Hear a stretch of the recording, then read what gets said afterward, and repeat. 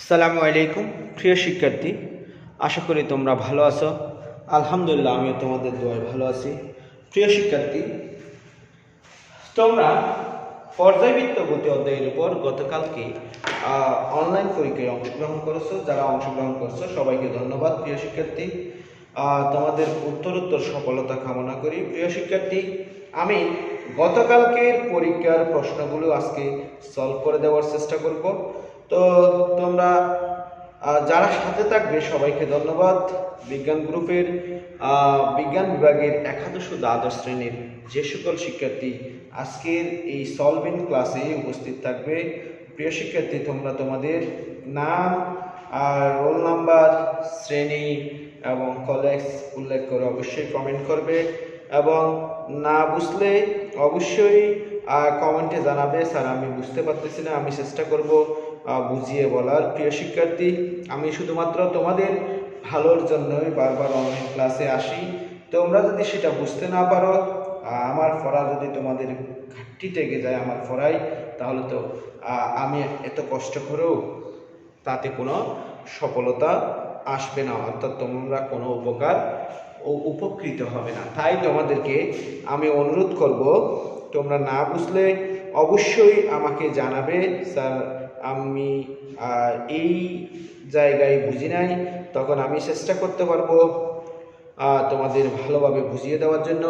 যদি তোমরা না জানাও তাহলে আমি বোঝাতে পারবো না বা আমি বুঝতে পারবো না তোমরা অ্যাকচুয়ালি বুঝতেছো কিনা। প্রিয় শিক্ষার্থী, আমরা তাহলে সলভিং ক্লাসে চলে যাচ্ছি। আমি আবারও তোমাদেরকে যারা আমার ওই যে গত পরীক্ষায় অংশগ্রহণ করেছো সবাইকে ধন্যবাদ জানাচ্ছি। দেখো, আমি প্রথম উদ্দীপক যেটা গতকালকের প্রশ্নে ছিল আমি সেটা এখানে লিখলাম। কাইন্ডলি একটু দেখবা, আমার এখানে একটা চিত্র আছে।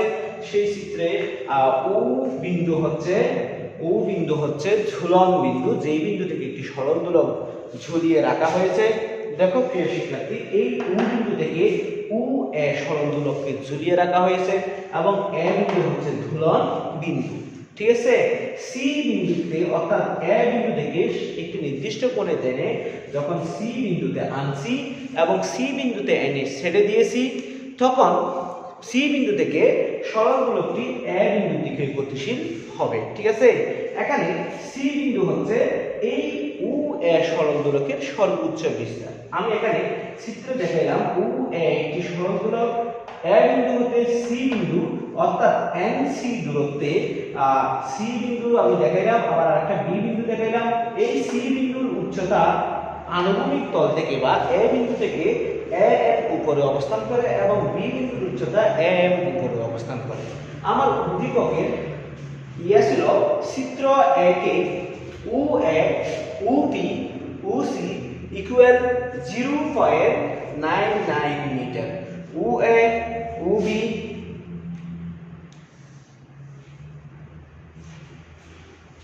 আমার চিত্র দেখো, O A O B O C equal 0.99 metre এবং C N equal 0.65 metre. C N মানে হচ্ছে এটা হচ্ছে সি এন, এটা 0.65 মিটার এবং বি এম সমান 0.25 মিটার, ভি এম সমান 0.25 মিটার।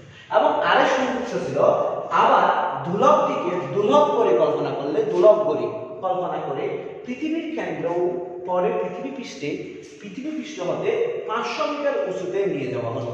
পৃথিবী পৃষ্ঠ হতে কয় মিটার উঁচুতে নিয়ে যাওয়া হলো? 500 মিটার উঁচুতে নিয়ে যাওয়া হলো।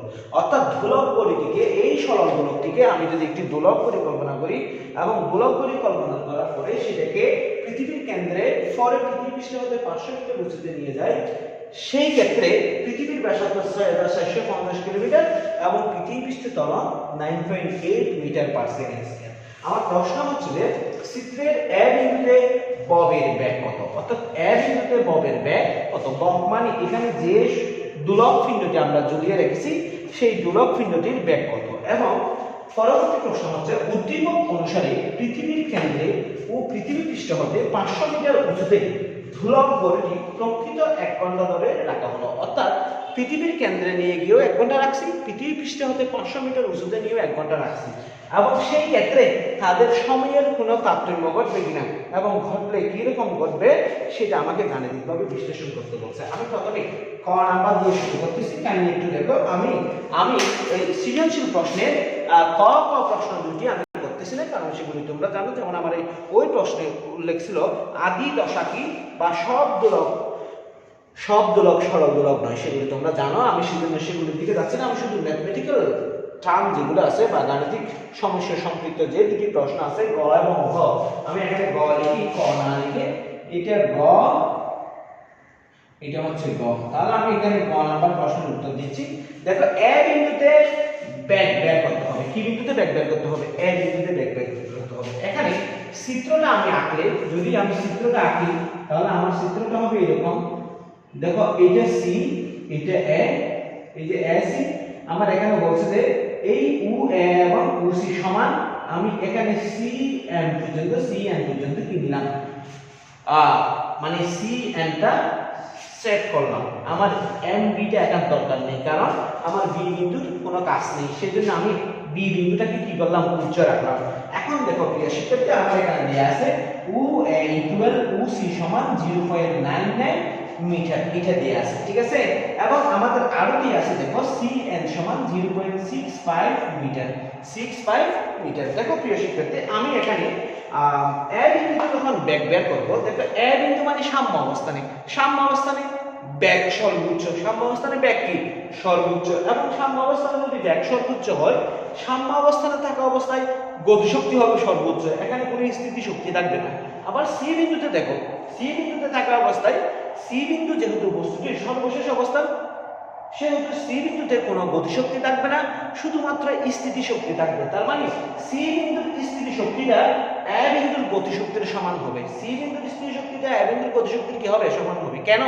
সি বিন্দু মানে সর্বোচ্চ বিন্দু, এই সর্বোচ্চ বিন্দুতে মোট শক্তি সমান স্থিতি শক্তি প্লাস গতিশক্তি। স্থিতি শক্তি এখানে সর্বোচ্চ, গতিশক্তি শূন্য, সেখানে মোট শক্তি সমান স্থিতি শক্তি প্লাস গতিশক্তি, অর্থাৎ স্থিতি শক্তি প্লাস শূন্য, তার মানে শুধুমাত্র স্থিতি শক্তি মোট শক্তি হিসেবে কাজ করবে। এখানে দেখো স্থিতি শক্তি শূন্য, গতিশক্তি সর্বোচ্চ, তার মানে স্থিতি শক্তি প্লাস গতিশক্তি ইকুয়াল মোট শক্তি, তার মানে গতিশক্তি প্লাস 0 ইকুয়াল মোট শক্তি, তার মানে এখানের মোট শক্তি আর এখানকার মোট শক্তি পরস্পর সমান। তাহলে আমি বলতে পারি সি বিন্দুতে স্থিতি শক্তি সমান এ বিন্দুতে গতিশক্তি, সি বিন্দুতে স্থিতি শক্তি সমান এ বিন্দুতে কি শক্তি, গতিশক্তি। তাহলে আমি প্রথমে একটু সি বিন্দুতে স্থিতি শক্তি বের করব। সি বিন্দুতে স্থিতি শক্তি বের করতে গেলে আমাকে এই সি বিন্দুর উচ্চতা কত সেটা বের করতে হবে। সি বিন্দুর উচ্চতা কত সেটা বের করতে হবে। কি বের করতে হবে? এ এন বের করতে হবে। আমি এ এন সমান জানি না, এ এন সমান কি জানি না। এখন দেখো প্রিয় শিক্ষার্থী, যদি আমি এ এন সমান না জানি, তাহলে আমরা কি করব,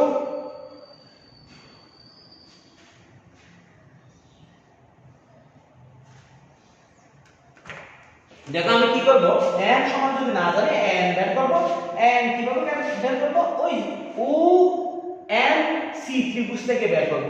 ও এন সি ত্রিভুজ, ও এন সি সমকোণী ত্রিভুজ হতে পায়, সমকোণী ত্রিভুজ হতে পায়, ও এন সি ত্রিভুজ সমকোণী ত্রিভুজ হতে পায়। কি পাই? দেখো আমরা পিথাগোরাসের উপপাদ্য অনুযায়ী সমকোণী ত্রিভুজ থেকে লিখতে পারি অতিভুজ স্কয়ার ইকুয়াল ভূমি স্কয়ার প্লাস লম্ব স্কয়ার। অতিভুজ স্কয়ার সমান ভূমি স্কয়ার প্লাস কি স্কয়ার, লম্ব স্কয়ার। অর্থাৎ আমি লিখতে পারি OC স্কয়ার সমান UN square plus CN square, UN square plus কি স্কয়ার, CN স্কয়ার। আমি এখান থেকে UN স্কয়ারটা বের করব। ফাইনালি একটু দেখবা UN square equal OC square minus CN square সমান, দেখো OC এর মান ছিল 0.99, তাহলে হোল স্কয়ার মাইনাস CN এর মান ছিল 0.65 হোল স্কয়ার। ঠিক আছে, আমি একটু ক্যালকুলেশন করব, সরাসরি আমি ক্যালকুলেশনটা করার চেষ্টা করব। কাইন্ডলি একটু দেখবা প্লিজ, সরাসরি আমি ক্যালকুলেশনটা করার চেষ্টা করব। 0.99 whole square minus 0.65 whole square, তাহলে আমাদের টোটালি মান আসবে 0.5576, 0.5576। এটা কি সমান? UN স্কয়ার সমান। আমি UN সমান বের করব। UN সমান হবে, তাহলে আমার UN সমান কত হবে? রুট অ্যানসার 0.7467 0.74 কত 67 এটা আসবে আমাদের 0.7467 মিটার এটা আসবে। এখন UN সমান পেয়ে গেলাম, আমার কিন্তু দরকার AN সমান, আমার কিন্তু কি দরকার AN সমান দরকার। তাহলে আমি AN টা কিভাবে পাবো, OC থেকে যদি বা OA থেকে যদি UN বাদ দিই, OA থেকে যদি UN বাদ দিই AN পেয়ে যাব। তাহলে আমরা এখানে আমরা লিখতে পারবো AN equal OA minus UN, OA minus UN, OA ছিল 0.99 মাইনাস UN সমান হবে 0.7467। এটা মিটার হবে, এখন আমি মিটারটা পরে লিখতেছি, কাইন্ডলি একটু দেখবা প্লিজ। তাহলে আমরা এখানে কি করব দেখো, 0.99 মাইনাস 0.7467, তাহলে আমরা টোটালি ক্যালকুলেশন করলে পাবো 0.2433 0.2433, অর্থাৎ AN সমান আমরা পেয়ে গেলাম 0.2433 মিটার। তাহলে এই সি বিন্দুতে যখন আমি শক্তি নির্ণয় করব, সি বিন্দুতে যখন মোট শক্তি নির্ণয় করব, তখন আমাকে জানতে হবে সি বিন্দুতে বা সর্বোচ্চ বিস্তারে গতিশক্তি শূন্য, সর্বোচ্চ বিস্তারে যা থাকবে সবই স্থিতিশক্তি, সর্বোচ্চ বিস্তারে যা থাকবে তা যদি স্থিতিশক্তি হয়, এই সর্বোচ্চ বিন্দুটা এ হতে অর্থাৎ আণবিক বিন্দু হতে বা সাম্য বিন্দু হতে AN উচ্চতায় অবস্থান করে। AN মানে কত 0.2433 0.2433। আমি এখন A বিন্দুতে ব্যাক নির্ণয় করব, বুঝলাম না? মনে করি A বিন্দুতে ব্যাক V, A বিন্দুতে ব্যাক কত V। তাহলে আমরা লিখতে পারি শর্ত মতে half m v square equal half m v square equal v square মানে হচ্ছে কি a বিন্দুতে গতিশক্তি, হাফ m v স্কয়ার মানে কি a বিন্দুতে গতিশক্তি। এই হাফ m v স্কয়ার সমান আমরা পাবো mg ইনটু n ইনটু কি n a n, অর্থাৎ a বিন্দুতে গতিশক্তি c বিন্দুতে স্থিতিশক্তির সমান, a বিন্দুতে গতিশক্তি c বিন্দুতে কিসের সমান স্থিতিশক্তির সমান। এখানে দেখো এখানে m আছে, এখানে m আছে, চলে যাবে। তাহলে v স্কয়ার সমান 2g into an, 2g into কি an, বা v সমান root 2g into an। এখন আমি মানগুলি বসাবো, এখন আমি কি করব মানগুলি বসাবো, একটু বোঝার চেষ্টা করবা প্লিজ, না বুঝলে অবশ্যই আমাকে বলবা। তাহলে আমি যদি মানগুলি বসাই, দেখো আমি এখানে কিভাবে লিখতে পারি, বা v সমান root 2 into g এর মান ছিল 9.8 into n সমান পাইলাম 0.2433, ঠিক আছে। বা v সমান আমরা কি পাবো একটু ক্যালকুলেশন করে দেখি। v সমান আমরা পাবো root 2 into 9.8 into 0.2433, তাহলে আমরা টোটালি পাচ্ছি 2.1837 2.1837। সুতরাং v সমান 2.1837 মিটার পার সেকেন্ড। অর্থাৎ ববটি যখন a বিন্দুতে অবস্থান করবে, তখন সেই ববের বেগ হবে 2.1837 মিটার পার সেকেন্ড। প্রিয় শিক্ষার্থী, আশা করি তোমরা কিভাবে a বিন্দুতে ববের বেগ নির্ণয় করবা সেটা বুঝতে পারছো। এখন আমি এই প্রশ্নটার সাথে আরেকটা সম্পূরক প্রশ্ন যোগ করব, একটু কাইন্ডলি মনোযোগ দিয়ে দেখবা। আরেকটা সম্পূরক প্রশ্ন যোগ করব, সেটার জন্য সেটা দেখা যাবে যে একটু ঝামেলা হয়ে যাবে, সেজন্য আমি মনে করলাম এখন এই a বিন্দুর পরিবর্তে b বিন্দুতে ব্যাক কত, b বিন্দুতে ব্যাক কত সেটা আমি বের করব। কোন বিন্দুতে ব্যাক কত, b বিন্দুতে ব্যাক কত সেটা বের করব। অর্থাৎ আমি বললাম a বিন্দুতে নয়, a বিন্দুর পরিবর্তে কোন বিন্দুতে ব্যাক, b বিন্দুতে ব্যাক। তাহলে b বিন্দুতে ব্যাক বের করতে গেলে দেখো কাইন্ডলি আমাকে b বিন্দুটাও যোগ করতে হবে। এখানে এটা b বিন্দু, তাহলে এই b বিন্দু থেকে এখানে কি আসছে, এখানে আসছে n, তাহলে bn। তাহলে একটু দেখবা আমি এখন কোন বিন্দুতে ব্যাক নির্ণয় করব, b বিন্দুতে নির্ণয় করব। একটু মনোযোগ দিয়ে দেখবা প্লিজ, b বিন্দুতে ব্যাক নির্ণয় করব। আমরা কিভাবে a বিন্দুতে ব্যাক নির্ণয় করব সেটা বুঝে গেছি। এখন b বিন্দুতে একটা ব্যাক নির্ণয় করতে গেলে একটু ঝামেলা আছে। আমরা দেখো আমি আগের ভিডিও একটু সম্পূরক নিয়ে টানবো। দেখো আমরা c বিন্দুতে শক্তি পেয়েছিলাম, c বিন্দুতে শক্তি পেয়েছিলাম। দেখো আমি আগের ভিডিও থেকে আনি, দেখো UA equal UB equal UC সমান আমরা পাইছিলাম 0.99 মিটার, তাইলে ঠিক আছে। এরপরে আমরা আর আমরা পেয়েছিলাম an ইকুয়াল আমরা পাইছিলাম 0.2433 মিটার পেয়েছিলাম, 2433 মিটার পেয়েছিলাম। এটা কোথা থেকে পাইছিলাম? ওই আগের ক্যালকুলেশন যেগুলো আছে ওগুলো আমাকে করতে হবে, ঠিক আছে? ওখান থেকে আমরা পেয়েছিলাম। সেখান থেকে আমরা সি বিন্দুতে মোট শক্তি আমরা পাই। মোট শক্তি মানে হচ্ছে mg ইনটু কত? mg ইনটু an পেয়েছিলাম। এখন mg মানে 9.8 ইনটু an মানে 0.2433 আমরা পাবো। তাহলে আমরা টোটালি ক্যালকুলেশন করলে আমরা কি পাই দেখব একটু। আমরা পাবো, অর্থাৎ আমরা সি বিন্দুতে শক্তি বের করতেছি। এখন সি বিন্দুতে মোট শক্তি বের করতেছি, কারণ সি বিন্দুতে গতি শক্তি শূন্য। 9.8 ইনটু 0.2433 সমান 2.38434 2.38434 এম জুল। অর্থাৎ সি বিন্দুতে মোট শক্তি হবে 2.38434 এম মানে ভর জুল। এত জুল শক্তি সি বিন্দুতে হবে, ঠিক আছে? এখন এই বি বিন্দুতে যখন কণাটি আসবে তখন বি বিন্দুতে কণাটির স্থিতি শক্তির সাথে সাথে গতি শক্তিও অবস্থান করবে। স্থিতি শক্তির সাথে সাথে কি অবস্থান করবে? গতি শক্তিও অবস্থান করবে। আমি বি বিন্দুতে বেগ নির্ণয় করব বলছিলাম, ঠিক আছে? এখন বি বিন্দুতে বেগ নির্ণয় করতে গেলে আমাকে স্থিতি শক্তির সাথে সাথে কি বের করতে হবে? গতি শক্তির কথা চিন্তা করতে হবে। এখন আমি দেখব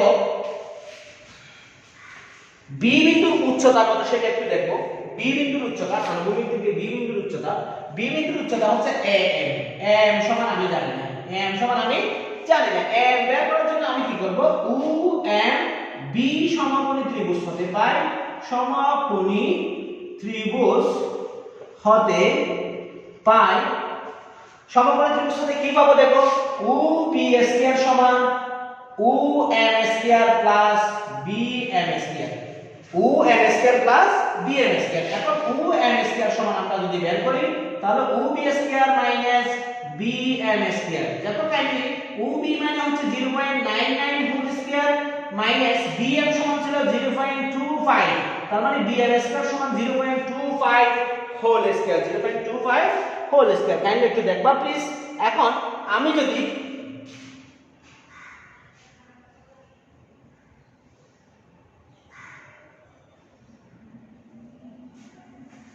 এখন দেখো আমি যদি মানটা এখানে বসাই u m স্কয়ার ইকুয়াল, তাহলে আমি ক্যালকুলেশন করলে কি পাবো দেখো? ক্যালকুলেশন করলে আমরা পাবো 0.99 স্কয়ার মাইনাস 0.25 স্কয়ার। তাহলে আমরা টোটালি পাচ্ছি 0.9176। এখন আমি যদি um এর মান বের করতে যাই তাহলে আমাকে অবশ্যই বর্গমূল করতে হবে। বর্গমূল করলে আমরা পাবো 0.9579। 0.95 কত পাবো? 79 পাবো। কাইন্ডলি একটু দেখবা প্লিজ। 0.95 কত পাবো? 79 পাবো।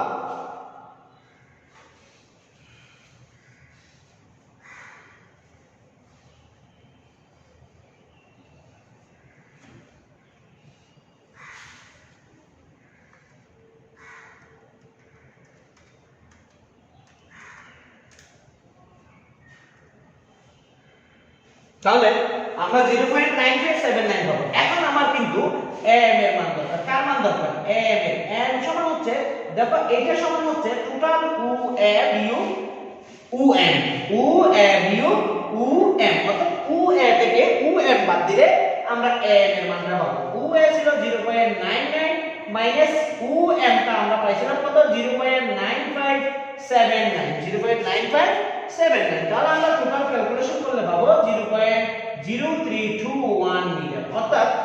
অর্থাৎ বি বিন্দুটা এ বিন্দু হতে বি বিন্দুটা আনুভূমিক অক্ষ হতে বা আনুভূমিক তল হতে বি বিন্দুটা আনুভূমিক তল হতে 0.0321 মিটার উপরে। 0.0321 মিটার উপরে। কাইন্ডলি একটু দেখবা প্লিজ প্রিয় শিক্ষার্থী, একটু বোঝার চেষ্টা করবা। না বুঝলে বলবা স্যার আমি বুঝতেছি না। তাহলে দেখো আমি ধরে নিলাম বি বিন্দুতে ব্যাগ ধরি বি বিন্দুতে ব্যাগ ভি। বি বিন্দুতে ব্যাগ কত? বি। সুতরাং বি বি বিন্দুতে মোট শক্তি হবে দেখো বি বিন্দুতে মোট শক্তি সমান half m v square plus m g into m g into কি এম অর্থাৎ বি বিন্দুতে আমি বলছিলাম গতিশক্তিও থাকবে স্থিতিশক্তিও থাকবে। বি বিন্দুর গতিশক্তি হচ্ছে হাফ এম ভি স্কয়ার এবং বি বিন্দুর স্থিতিশক্তি হচ্ছে mg ইনটু am। তাহলে আমি এখান থেকে যদি m টা কমন নিয়ে নিই, m টা কমন নিলাম, আমি m টা কমন নিয়ে এখানে এভাবে লিখতে পারি half v square plus g into am এভাবে লিখলাম। দেখো শর্ত মতে b বিন্দুতে মোট শক্তি c বিন্দুতে মোট শক্তির সমান হবে। b বিন্দুতে মোট শক্তি c বিন্দুতে মোট শক্তির কি হবে সমান হবে। c বিন্দুতে মোট শক্তি ছিল 2 তাই একটু দেখবা c বিন্দুতে মোট শক্তি ছিল 2.3843 m এটা ছিল এই c বিন্দুর মোট শক্তি হবে b বিন্দুর মোট শক্তির সমান। b বিন্দুর মোট শক্তি হচ্ছে half m into half b square plus g into m g into কি m এন্ড একটু বুঝার চেষ্টা করবা প্লিজ, না বুঝতে আমাকে বলবা, আমি বুঝিয়ে বলার চেষ্টা করব। তাহলে এখান থেকে দেখো আমি এই m এবং am কাটাকাটি দিতে পারি, আমি একটু মুছে দেব।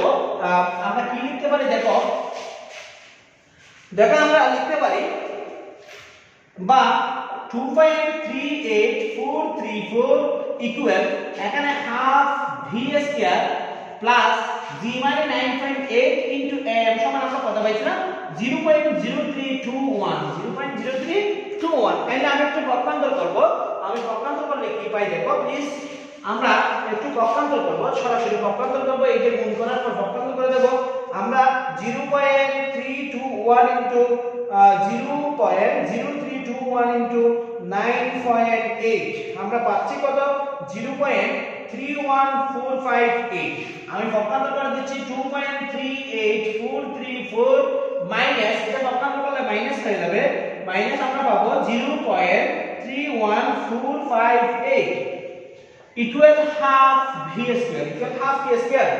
স্কয়ার এটা বিয়োগ করব মাইনাস 2.3834 বিয়োগ করলে আমরা পাবো বা 2.06976 ইকুয়াল হাফ ভি স্কয়ার। মানে আমার ভি এর মান দরকার, তাহলে আমি ভি স্কয়ার সমান আমরা লিখতে পারবো, এটাকে 2 দিয়ে গুণ করে দেব, 2 দিয়ে গুণ করলে আমরা কত পাবো ইনটু 2 আমরা পাবো 4.13952 আমার কার মান দরকার ভি এর মান দরকার, কার মান দরকার ভি এর মান দরকার।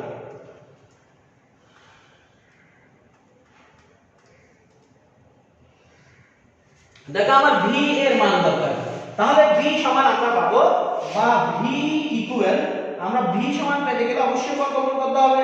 বর্গমূল করলাম আমরা পেলাম 2.03458 অর্থাৎ v equal 2.03458 metre per second. অর্থাৎ বস্তুটি যখন বা ববটি যখন b বিন্দুতে অবস্থান করবে, ববটি যখন কোথায় অবস্থান করবে v বিন্দুতে অবস্থান করবে, তখন তার ব্যাক হবে 2.03458 মিটার পার সেকেন্ড। এবং আমরা যখন a বিন্দুতে অবস্থান করবে তখন আমরা ব্যাক পেয়েছিলাম 2.18 প্রায় 2.18 মিটার পার সেকেন্ড। আশা করি তাহলে কিভাবে তুমি a বিন্দুতে b বিন্দুতে বা অন্য কোনো বিন্দুতে ব্যাক নির্ণয় করবে সেটা বুঝতে পেরেছো। এখন আমি ঘ নম্বরটা নিয়ে আলোচনা করব। দেখো ঘ নাম্বার আমাকে বলছে উদ্দীপক অনুসারে পৃথিবীর কেন্দ্রে ও পৃথিবী পৃষ্ঠ হতে 500 মিটার উঁচুতে গোলক গড়িটি যদি প্রকৃত 1 ঘন্টা ধরে রাখা হয় সেই ক্ষেত্রে সময়ের তারতম্য হবে কিনা সেটা একটু আমাকে কি করতে বলছে বের করে দেখাতে বলছে। এখন দেখো প্রিয় শিক্ষার্থী, আমি মনে করে নিলাম পৃথিবীতে দুলনকাল মনে করলাম ঠিক, এবং পৃথিবীতে অভিকর্ষ ত্বরণ পৃথিবীতে আমি জি লিখি 9.8 মিটার পার সেকেন্ড স্কয়ার, এটা তো আমাদের দেয়া আছে তাই না। এবং আমাকে বলছে মোট সময় 1 ঘন্টা ধরে রাখতে হবে, মোট সময় t সমান 1 আওয়ার, ঠিক আছে 1 আওয়ার। এটাকে আমরা মিনিট সেকেন্ডে নিয়ে গেলে 1 ঘন্টায় 60 মিনিট, 1 মিনিটে 60 সেকেন্ড, সুতরাং 60 মিনিট ইনটু 60 সেকেন্ড, তার মানে কত হবে 3700 সেকেন্ড। অর্থাৎ 1 ঘন্টা সময় আমরা কত পাবো 3700 সেকেন্ড পাবো। এখন দেখো ঘড়িটিকে যদি আমি 500 মিটার উঁচুতে নিয়ে যাই, 500 মিটার কোথায় নিয়ে যাব, উঁচুতে নিয়ে যাব, 500 মিটার উঁচুতে নিয়ে যাই, উঁচুতে ঘূর্ণন কাল আমি মনে করলাম টি ফ্রেম, 500 মিটার উঁচুতে ঘূর্ণন কাল মনে করলাম কত ফ্রেম, টি ফ্রেম। এবং পৃথিবীর ব্যাসার্ধ আর সমান দেয়া আছে 6450 কে, 6400 কত কে 50 কে। এটাকে যদি আমি মিটার নিয়ে যাই 6450 ইনটু 1000 মিটার, এত মিটার হবে, ঠিক আছে। এবং এইচ ইকুয়াল, কাইন্ডলি একটু দেখবা, এইচ ইকুয়াল আমরা পাবো, এইচ মানে উচ্চতা, পৃথিবীপৃষ্ঠ থেকে উচ্চতা, কত উচ্চতায় 500 মিটার উচ্চতায়, পৃথিবীপৃষ্ঠ থেকে কত মিটার উচ্চতায় 500 মিটার উচ্চতায়। এখন দেখো প্রিয় শিক্ষার্থী, আমার এখানে দুইটা অপশন ছিল, একটা হচ্ছে যদি আমি পৃথিবীর কেন্দ্রে নিয়ে যাই সেক্ষেত্রে কি রকম, পৃথিবীপৃষ্ঠ থেকে তারতম্য কি রকম হবে, আরেকটা যদি পৃথিবীপৃষ্ঠ থেকে 500 মিটার উপরে নিয়ে যাই সেই ক্ষেত্রে পৃথিবীর সাথে তার তারতম্য কি রকম হবে। আমি প্রথমে 500 মিটার উপরে নিয়ে গেলে কি রকম হবে সেটা বের করব, পরে কেন্দ্রে নিয়ে গেলে সেটা কি রকম হবে সেটা বের করব। তোমরা পৃথিবীর প্রথমে কেন্দ্রে নিয়ে গেলে কি রকম হবে সেটা বের করতে পারো, পরে 500 মিটার উঁচুতে নিয়ে গেলে কি রকম হবে সেটা বের করতে পারো, সেটা তোমাদের উপর নির্ভর করবে, ঠিক আছে। তোমরা যেভাবে চাও বের করতে পারবে, কোনো সমস্যা নেই। তাহলে এখন আমি ওই যে পৃথিবী পৃষ্ঠের কত 500 মিটার উঁচুতে আমি বের করার চেষ্টা করব। কাইন্ডলি একটু দেখো, মনে করি 500 মিটার উচ্চতায় অভিকর্ষ ত্বরণ মনে করি 500 মিটার উচ্চতায় অভিকর্ষ ত্বরণ জি প্রাইম মনে করলাম, 500 মিটার উচ্চতায় অভিকর্ষ ত্বরণ কি প্রাইম মনে করলাম, জি প্রাইম মনে করলাম। আমি এগুলো একটু বুঝতে দিচ্ছি, এগুলো আমার আর দরকার নেই, কাইন্ডলি একটু দেখবা প্লিজ। তাহলে আমি মনে করে দেব, সুতরাং T equal 2 pi square root of L by Z সমীকরণ 1 এবং T prime equal, T prime মানে পৃথিবীপৃষ্ঠ থেকে 500 মিটার উপরে দুলনকাল 2 pi L by Z prime সমীকরণ 2। আমি এখন 1 নংকে 2 নং দিয়ে ভাগ করব, 1 ভাগ 2 বার 2 নংকে 1 দিয়ে ভাগ করব, 2 বার 1 হতে পাই T prime by T equal, দেখো আমি যদি ভাগ করি 2 pi square root of L by Z prime, আমি প্রথমে কাকে দিয়ে ভাগ করতেছি, যে T prime কে T দিয়ে ভাগ করতেছি, 2 pi square root of L by Z, অর্থাৎ আমি 2 নং সমীকরণকে কয় নং সমীকরণ দিয়ে ভাগ করতেছি, 1 নং সমীকরণ দিয়ে ভাগ করতেছি, 2 নং সমীকরণকে 1 নং সমীকরণ দিয়ে ভাগ করতেছি। কাইন্ডলি না বুঝলে একটু বলবা প্লিজ। আমি এই 2 pi কাটাকাটি দিলাম, বাকি থাকবে আমার, আমি এদিক থেকে লিখি T prime by T equal, আমার এখানে আমি ক্যালকুলেশন করে বলবো, আমি রুটের ভিতর সবগুলোকে একসাথে কাজ করে বলবো, L by Z prime into Z by L কাটাকাটি যাবে, বাকি থাকবে T prime by T equal Z by Z prime। আরো ভিন্ন নিয়মে করা যায়, তোমরা যেভাবে পারো সেভাবেই করতে পারবা, কোনো সমস্যা নাই। তোমাদের যে নিয়মটা ভালো লাগে সেই নিয়মটা অনুযায়ী তোমরা কি করতে পারো, সবটা অ্যাপ্লাই করতে পারো প্রিয় শিক্ষার্থী, কোনো সমস্যা নেই।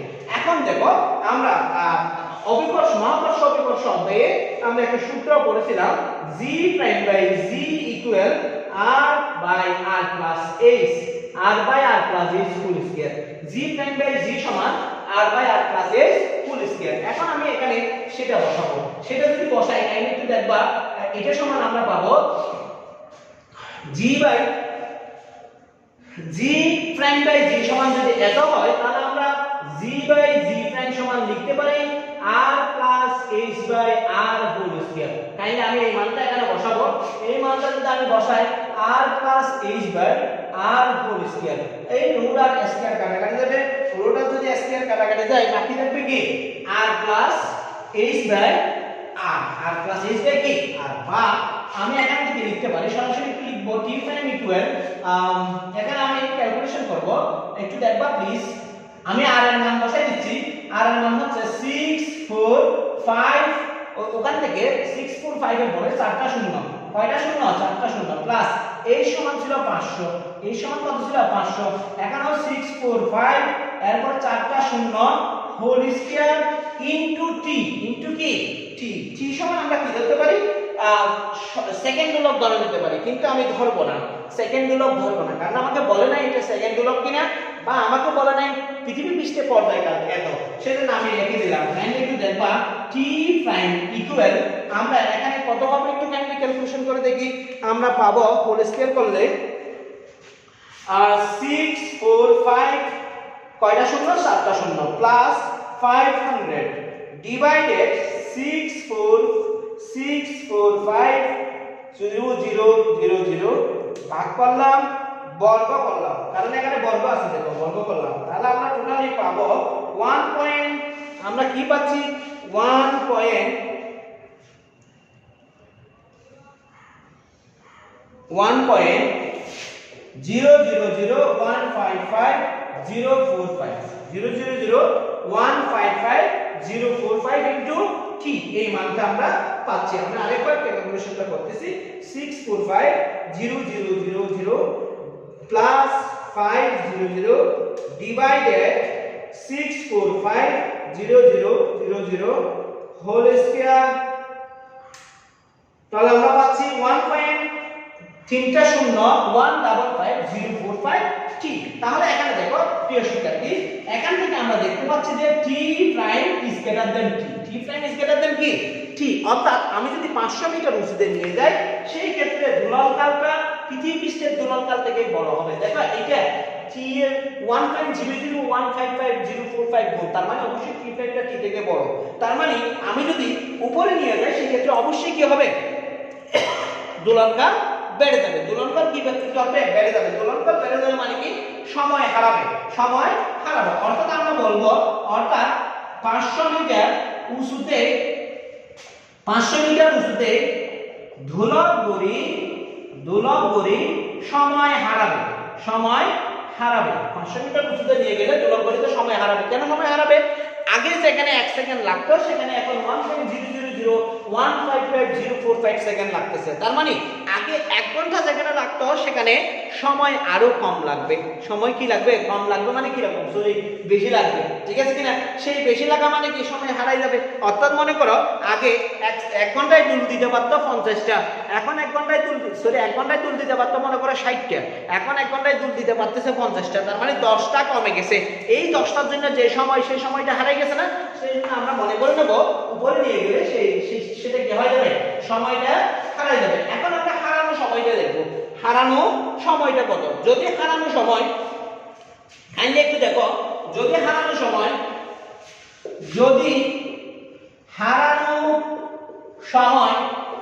n হয়, তবে আমরা লিখতে পারি, কাইন্ডলি একটু দেখবা please, t prime equal nt। t prime equal, যদি হারানো সময় t হয় তাহলে t prime equal capital small t capital t by t minus n, small t capital t by t minus n। এখন দেখো প্রিয় শিক্ষার্থী, এখান থেকে আমরা লিখতে পারি t prime by t equal small t by t minus n। এটাকে আমি 3 নং সমীকরণ দিলাম। এর আগে দেখো প্রিয় শিক্ষার্থী, আমরা পেয়েছিলাম t প্রাইম ইকুয়াল 1.000155045 t, এটা আমরা পাইছিলাম। t প্রাইম 1.000155045 এটা পেয়েছিলাম। আমি আরেকবার ক্যালকুলেশন করে দেখি, 45000 প্লাস 500 ভাগ 45000 হোল স্কয়ার, ঠিক আছে। 1.000155045 এটা পাইছিলাম। এখান থেকে আমরা লিখতে পারি, এখানে দেখো তো, বা t prime by t equal 1.000155045 এটা লিখতে পারি। যদি এটা লিখতে পারি, এই মানটা আমি কোথায় বসাবো, 1 নং সমীকরণে বসাবো। যদি এই মানটা 1 নং সমীকরণে বসাই তাহলে আমরা কি পাই দেখো, ভাগ 1.000155045 ইকুয়াল t বাই, আমি t এর মান বসাই দিচ্ছি, t সমান ছিল 3600 এবং এই t সমান ছিল 3600। কেন, এখানে দেখো আমরা মোট সময়কে 1 ঘন্টা বলছিল, আমাদের প্রশ্ন বলছিল মোট সময় সমান 1 ঘন্টা এবং n সমান জানি না, 1 ঘন্টায় কত সেকেন্ড বাড়াবে সেটা আমরা জানি না। এখন কাইন্ডলি আমরা কি করব, একটা একান্তরকরণ করব। একান্তরকরণ করলে দেখো কিভাবে পাই, 3600 মাইনাস n ইকুয়াল 3600 বাই 1.000155045 একান্তরকরণ করতেছি। প্রিয় শিক্ষার্থী, কাইন্ডলি একটু দেখবে একান্তরকরণ করলে কি আসে। একটু মনোযোগ দিয়ে দেখবা প্লিজ। দেখো আমরা পাই কি পাই 3600 ডিভাইডেড 1.00155045 এই যে ভাগ করলাম, ভাগ করে আমরা কি পাইলাম, ভাগ করে আমরা পাইলাম বা 3600 মাইনাস n ইকুয়াল 3599.444442 পেলাম। 44 কত পেলাম? 2 পেলাম। তাইলে আগে নিতে পারতাম 191925 পেলাম। এখন আমার n এর মান দরকার বা 3600 বিয়োগ 3599441925 ইকুয়াল n। আমার n এর মান দরকার হারানো সময়। কি সময়? হারানো সময় দরকার। সেই হারানো সময়টা যদি আমরা বের করতে যাই, এখন আমরা ক্যালকুলেশন যদি করি -3600, তাহলে আমরা টোটালি পাবো n ইকুয়াল 0.558075 বা n ইকুয়াল 0.558075 সেকেন্ড। অর্থাৎ আমি যদি দোলক গড়িটাকে পৃথিবী পৃষ্ঠ থেকে 500 মিটার উঁচুতে নিয়ে যাই, সেই ক্ষেত্রে পৃথিবীর সময়ের সাথে ওই 500 মিটার উঁচুতে সময়ের তারতম্য ঘটবে 0.558075 সেকেন্ড। প্রিয় শিক্ষার্থী, আশা করি বুঝতে পারছো। এখন আমি পৃথিবীর কেন্দ্রে যাব। পৃথিবীর কেন্দ্রে হলে কি হবে দেখো, পৃথিবীর কেন্দ্রে g ইকুয়াল 0। পৃথিবীর কেন্দ্রে g ইকুয়াল কত? 0। সুতরাং পৃথিবীর কেন্দ্রে যদি দূরত্বকাল t1 হয়, পৃথিবীর কেন্দ্রে যদি দূরত্বকাল t1 হয়, আমরা লিখব t1 সমান 2 square root of l by g। square root of l by g। এখন দেখো আমি এখানে লিখব 2 square root of l by g। l by কত? 0। কাইন্ডলি একটু দেখবা, এখানে কোনো কিছুকে যদি 0 দিয়ে ভাগ করা হয় তখন ভাগফল অসংজ্ঞায়িত হয়ে যায়। কোনো কিছুকে যদি 0 দিয়ে ভাগ করা হয় তাহলে ভাগফল কি হয়ে যায়? অসংজ্ঞায়িত হয়ে যায়। এই অসংজ্ঞায়িত হলে আমরা এটাকে লিখব t1 equal infinity. t1 equal infinity. Infinity মানে কি? অসীম। ইনফিনিটি মানে কি? অসীম। অর্থাৎ কোন একটি দোলকের দূরণকাল যদি অসীম হয়, ঘড়িটি কি দোলকটি কি দুলতেছে এটা মনে হবে? কখনো হবে না। এখানে যেহেতু পৃথিবীর কেন্দ্রে দোলনকাল, পৃথিবীর কেন্দ্রে দোলনকাল অসীম। পৃথিবীর কেন্দ্রে দোলনকাল অসীম, অতএব ঘড়িটি থেমে থাকবে। ঘড়িটি কি হবে? থেমে থাকবে। কার সাপেক্ষে থেমে থাকবে? যে পৃথিবীর সাপেক্ষে থেমে থাকবে। যে পৃথিবীর সাপেক্ষে থেমে থাকবে। তার মানে প্রিয় শিক্ষার্থী, তোমরা বুঝতে পারছো কিভাবে আমরা ওই যে পৃথিবী পৃষ্ঠের সাপেক্ষে 500 মিটার উঁচুতে বা পৃথিবীর কেন্দ্রে দোলনকালের তারতম্য নির্ণয় করব, সেটা আশা করি বুঝতে পারছো প্রিয় শিক্ষার্থী। আমি এখন 2 নাম্বার প্রশ্নে যাব। 2 নাম্বার প্রশ্নে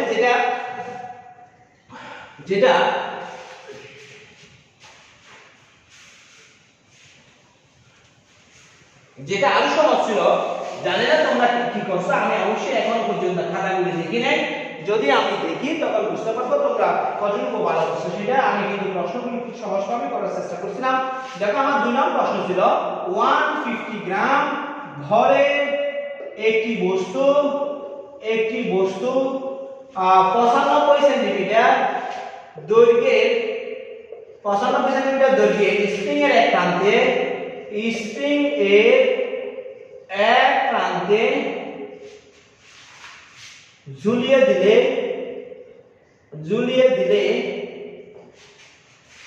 স্প্রিংটির দৈর্ঘ্য হয়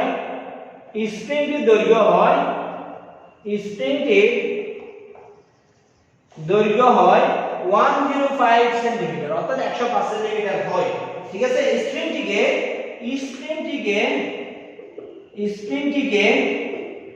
15 সেন্টিমিটার টেনে ছেড়ে দিলে 15 সেন্টিমিটার টেনে ছেড়ে দিলে এবং দোলনকাল 1.7 সেকেন্ড হলে বিস্তারের 1/3 সরণে এক তৃতীয়াংশ বিস্তারের এক তৃতীয়াংশ সরণে গতিশক্তি স্থিতিশক্তি অপেক্ষা বেশি হবে। গতিশক্তি স্থিতিশক্তি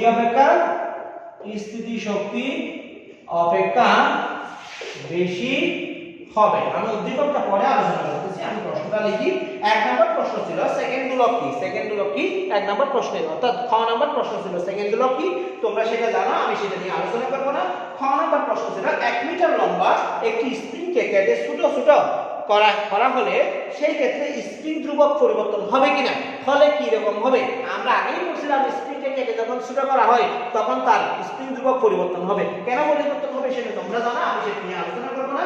আমি শুধু গ নাম্বার এবং ঘ নাম্বারে যাব। বস্তুটির সর্বোচ্চ গতিশক্তি কত? সর্বোচ্চ গতিশক্তি কত? এবং ঘ নাম্বার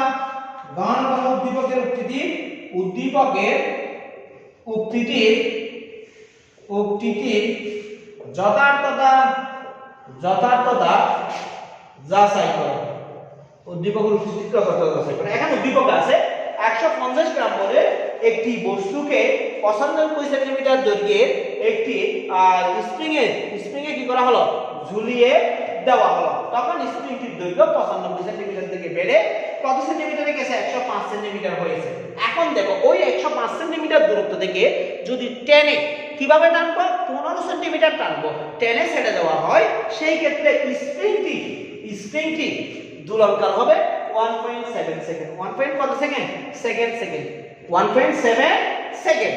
এবং এই ক্ষেত্রে বিস্তারের এক তৃতীয়াংশ সরণ, অর্থাৎ যদি স্প্রিংটির সরণ বিস্তারের এক তৃতীয়াংশ হয় সেই ক্ষেত্রে গতিশক্তি অবশ্যই স্থিতিশক্তি থেকে বেশি হবে। কে বলতেছে? উদ্দীপক বলতেছে, আমি বলতেছি না। আমাকে বলছে যে বস্তুটির সর্বোচ্চ গতিশক্তি কত, সর্বোচ্চ গতিশক্তি কত, সাম্য অবস্থানে গতিশক্তি কত সেটা বাইর করতে বলছে।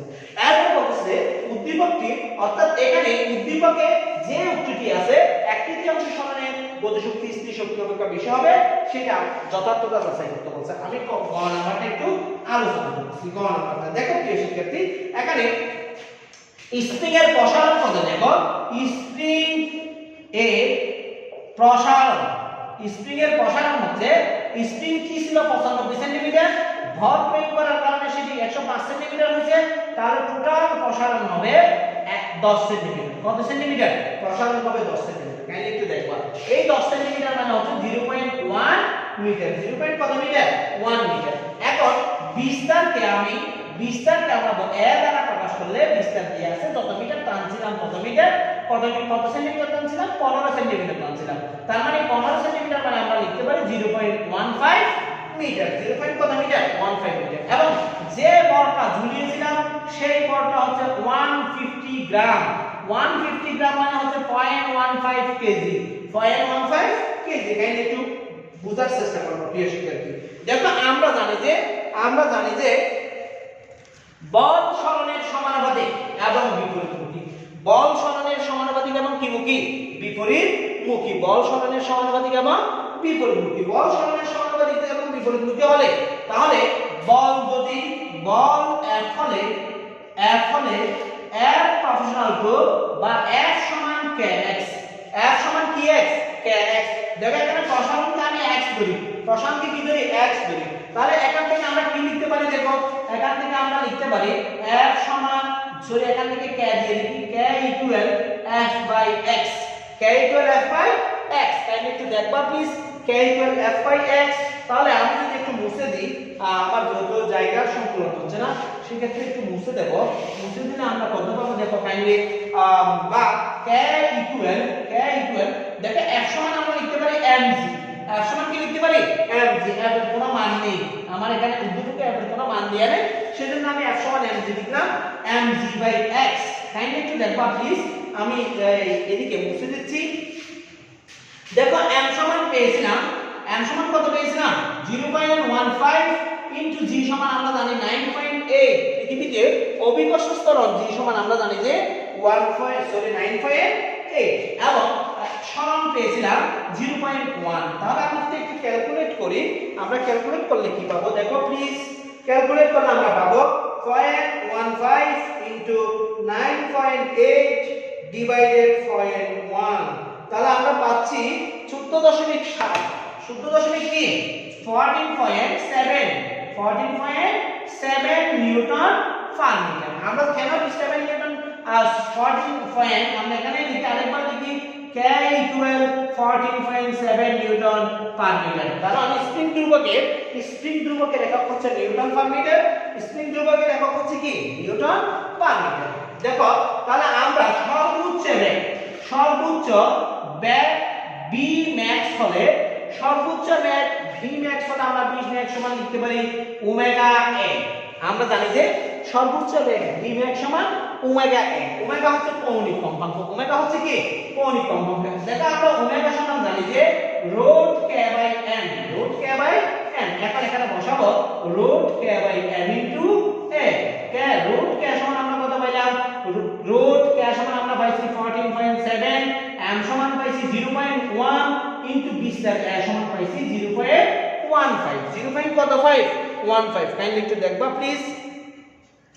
এটা m সমান 15 ছিল, m সমান কত ছিল 15 ছিল, একটু বুঝবা, না বুঝলে আমাকে বলবা স্যার আমি বুঝতে পারতেছি না, আমি চেষ্টা করব সর্বোচ্চটাই বুঝিয়ে দেওয়ার জন্য। তাহলে আমি এখানে 14.7 ডিভাইডেড 0.15 এটাকে আমি বর্গমূল করব, বর্গমূল করলে বা আমি সরাসরি লিখি 14.7 ডিভাইডেড 0.15 এটাকে আমি বর্গমূল করলাম, বর্গমূল করে যা পাইছি সেটার সাথে আমি 0.15 গুণ করব, 0.15 গুণ করলাম, গুণ করার পর আমি পেলাম 1.48492424, 1.48492424। আমি সবটাই নিলাম কারণ এখানে সামান্য পয়েন্টের কারণে কি হতে পারে, ত্রুটি বিচ্যুতি হতে পারে। 0.48492424 মানে আমরা পাচ্ছি 1.48492424 মিটার পার সেকেন্ড। এটা কি সমান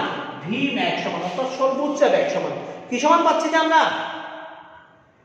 সর্বোচ্চ বেগ সমান পাচ্ছি। প্রিয় শিক্ষার্থী, না বুঝতে কাইন্ডলি একটু বলবা, আমি বুঝিয়ে বলার চেষ্টা করব। দেখো আমি উপরে এগুলি মুছে দিচ্ছি, এগুলি আমরা এতক্ষণ যেহেতু দেখছি সুতরাং এগুলো আমাদের আর দরকার নেই, আমরা এগুলো পরবর্তী প্রয়োজন হলে লিখব। আমার এখন গতিশক্তি দরকার। কি শক্তি দরকার?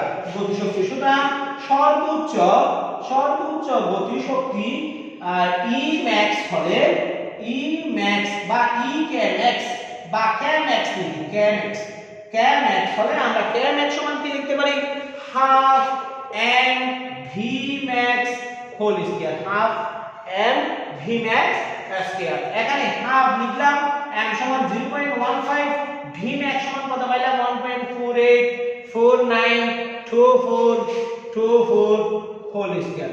কাইন্ডলি একটু দেখবা প্লিজ। আমি এখন ক্যালকুলেশন করব, ক্যালকুলেশন করলে আমরা কি পাবো দেখো 1.48492424 হোল স্কয়ার ইনটু 0.15 ইনটু 0.5, তাহলে আমরা টোটাল ক্যালকুলেশন করলে পাচ্ছি 0.165375, 0.165375, অর্থাৎ সর্বোচ্চ গতিশক্তি k max ইকুয়াল 0.165375 জুল। অর্থাৎ যদি 150 গ্রাম ভরের একটি বস্তু 95 সেন্টিমিটার দীর্ঘ একটি স্প্রিং এর এক প্রান্তে ঝুলিয়ে দেওয়া হয়, ঝুলিয়ে দেওয়ার কারণে যদি স্প্রিংটির প্রসারণ 105 সেন্টিমিটারে গিয়ে দাঁড়ায় এবং এই 105 সেন্টিমিটারে স্থির অবস্থান থেকে যদি তাকে 15 সেন্টিমিটার টেনে ছেড়ে দেওয়া হয় এবং সেই ক্ষেত্রে দোলনকাল যদি 1.75 সেকেন্ড হয়, তাহলে স্প্রিংটির সর্বোচ্চ গতিশক্তি হবে 0.165375 জুল। প্রিয় শিক্ষার্থী, আশা করি তোমরা বুঝতে পারছো। এবার আমি ঘ নম্বরে উদ্দীপককে ওই যে বলছিল এক তৃতীয়াংশ সরণে কার এক তৃতীয়াংশ সরণে বিস্তারের এক তৃতীয়াংশ সরণে গতিশক্তি বেশি হবে কিনা স্থিতি শক্তি বেশি হবে, সেটা একটু আমরা দেখবো প্লিজ। এখন দেখো ঘ নাম্বার কি বলে একটু দেখো। আমার এখানে আমি সরাসরি লিখতেছি বিস্তার a সমান, বাংলায় লিখি বিস্তার a ইকুয়াল 0.15 মিটার এবং আমাকে সরণ বলছিল, সরণ 1/3 বলছিল, x সমান a/3, a/3 মানে 0.15/3, তার মানে 0.05 মিটার, ঠিক আছে কিনা? এবং আমাকে বলছিল দোলনকাল t ইকুয়াল 1.7 সেকেন্ড, ঠিক আছে কিনা? এবং বস্তুটির ভর বলছিল m সমান 0.15 কেজি। প্রিয় শিক্ষার্থী দেখো, এখন যদি কণার গতিশক্তি কোথায় গতিশক্তি? ওই যে x অবস্থানে গতিশক্তি, x মানে 0.05 মিটার অবস্থানে গতিশক্তি e কে হয়, আমি একটু দেখবা, e কে সমান আমরা লিখতে পারি half m omega square a square minus x square, omega square a square minus x square. Kindly একটু দেখবা প্লিজ। তাহলে আমি এখানে আমরা ওমেগা স্কয়ারটাকে লিখে দিলাম, বাকিগুলি ক্যালকুলেট করব, বা আমরা শুধু এই অংশটা লিখব। এটা যেহেতু উভয় পাশে আছে সেহেতু এটা আমরা লিখে দেব, কাজ করব না। ওমেগা স্কয়ার এখানে a সমান, দেখো a সমান কি পাই, 0. আমরা কত পাইলাম 0.15 whole square minus 0.05 whole square. এর মান হচ্ছে এত, x এর মান হচ্ছে এত। এখন কাইন্ডলি একটু দেখো প্লিজ, আমার কি আছে দেখো, আমরা এখানে পাচ্ছি হাফ m ওমেগা স্কয়ার, আমরা রেখে দিলাম হাফ m ওমেগা স্কয়ার যেরকম আছে সেরকম রেখে দিলাম। কাইন্ডলি একটু দেখবা, আমি এটার সাথে ক্যালকুলেশন করব, এটা ক্যালকুলেশন করলে আমার কি আসে একটু দেখবো প্লিজ। আমরা এখানে পাবো 0.15 whole square minus 0.05 whole square, তাহলে আমরা টোটালি পাচ্ছি 0.02। এটার সাথে আমি এই হাফ গুণ করে দেব ইনটু 0.5, তাহলে আমরা টোটাল পাবো 0.01 m ওমেগা স্কয়ার, ঠিক আছে? এটা আমি রেখে দিলাম। এবার আমি শক্তি বের করব। স্থিতি শক্তি যদি EP হয়, EP সমান আমরা জানি half m omega square x square, half m omega square কি স্কয়ার x স্কয়ার। তাহলে আমরা এখানে দেখব half m omega square, x এর মান হচ্ছে 0.05, তাহলে হোল স্কয়ার হবে। তাহলে আমরা টোটাল পাবো, কাইন্ডলি আমি একেবারে হাফ এর সাথে গুণ করে ফেলব, 0.05 হোল স্কয়ার ইনটু 0.5, তাহলে আমরা টোটাল পাবো 0.00125 m ওমেগা স্কয়ার। দেখো প্রথমটা ছিল 0.01 m ওমেগা স্কয়ার, অর্থাৎ e কে সমান ছিল 0.01 m ওমেগা স্কয়ার, এবং EP সমান পাচ্ছি 0.00125 m ওমেগা স্কয়ার। অর্থাৎ আমি দেখতেছি যে, কি দেখতেছি দেখো, অর্থাৎ E K is greater than EP, E K is greater than কি EP। আমাকে উদ্দীপকে বলছিল যদি 1/3 সরণ ঘটে, আর বিস্তারের যদি 1/3 সরণ ঘটে, সেই ক্ষেত্রে স্থিতিশক্তি অপেক্ষা গতিশক্তি বেশি হবে, এবং আমরা পাচ্ছি স্থিতিশক্তি অপেক্ষা গতিশক্তি বেশি। অতএব উদ্দীপকের তত্ত্বটি সত্য, কি সত্য। প্রিয় শিক্ষার্থী, আজকে এই পর্যন্ত। আমরা পরবর্তী প্রশ্নটা পরের ক্লাসে সলভ করার চেষ্টা করতেছি, ঠিক আছে? আজকে এই পর্যন্ত। আমরা একটু পরের ক্লাসটা আবার তৃতীয় প্রশ্নটা সলভ করার চেষ্টা করব। সবাই ভালো থেকো। আসসালামু আলাইকুম ওয়া রাহমাতুল্লাহ।